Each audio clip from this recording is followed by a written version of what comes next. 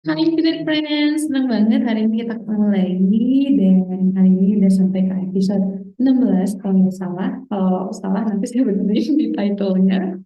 And today I will talk about a topic that I really adore, yaitu soal data governance.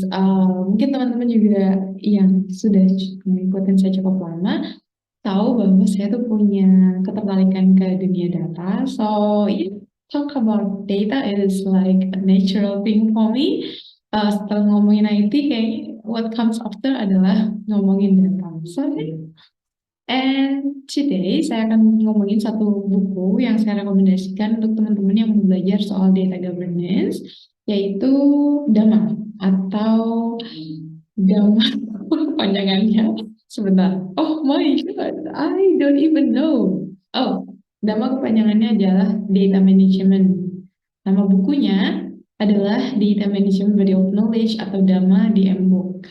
Ya, jadi buku ini sendiri adalah buku yang diterbitkan oleh Dama International, uh, sebuah komunitas tentang data manajemen global dan banyak menjadi referensi bagi organisasi yang ingin mempelajari tata kelola data, biasanya langsung adopsinya ke buku ini gitu. So, ya, jadi buku ini sendiri sebenarnya adalah buku yang berisi sama seperti body of knowledge lainnya ya, kayak project management body of knowledge atau PM book yang isinya adalah koleksi dari proses-proses dan best practice.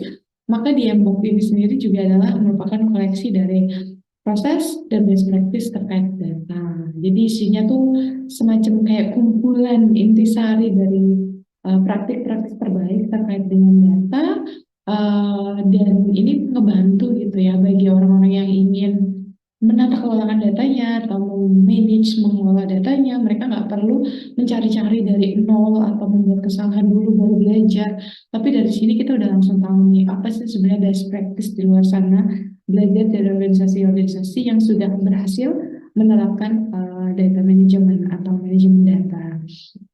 Nah, terus yang menarik dari Dama Box ini, aduh bacanya sangat Indonesia ya, bukan DAMA Box. Ya udahlah ya.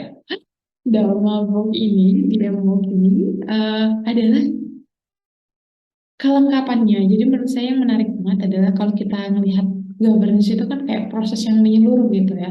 Dan yang saya suka dari DMBOK ini juga adalah keholistikannya, kekomprehensifannya gitu ya. Jadi dia isinya tuh benar-benar kayak mulai dari level strategi sampai ke level operasional semuanya tuh di cover gitu ya. Dan ini kalau kita misalnya khususnya ada satu domain sendiri yang namanya data governance. So kalau kita mau belajar data management, kita bisa belajar kelima domainnya. Tapi kalau kita mau spesifik belajar governance, maka kita akan bisa belajar satu domain aja yang namanya domain data governance. Jadi menarik banget di sana disebutkan aktivitas-aktivitasnya, prosesnya, best practice-nya, terus peran apa saja yang terlibat dan tanggung jawab mereka apa, terus apa deliverables, apa yang menjadi produk gitu ya dari proses tersebut, matriksnya apa,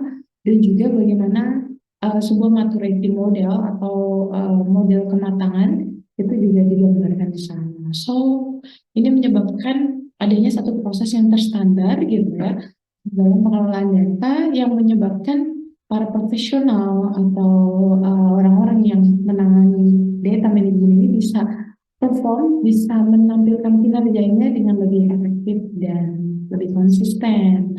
So yeah, that's a bit introduction about DM Box. Dan di dalamnya ada namanya knowledge areas gitu ya. Jadi ada area-area yang biasanya di apa ya di address gitu ya ketika kita membicarakan tentang data governance, dimulai dari arsitektur data, modeling dan desain data, penyimpanan dan operasi data, keamanan data, integrasi dan vulnerabilitas data, dokumen dan isinya, Terus ada yang namanya master data dan referensi, terus ada yang namanya warehouse data dan business intelligence. Ini kayak populer banget sih, kayak ada metadata dan juga yang juga penting banget adalah data quality atau kualitas data. So yeah, I think that's a bit about data management.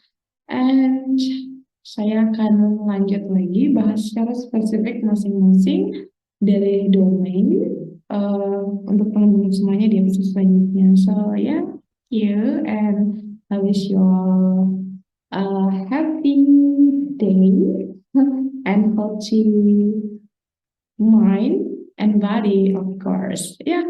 So I will see you again next week. Bye bye.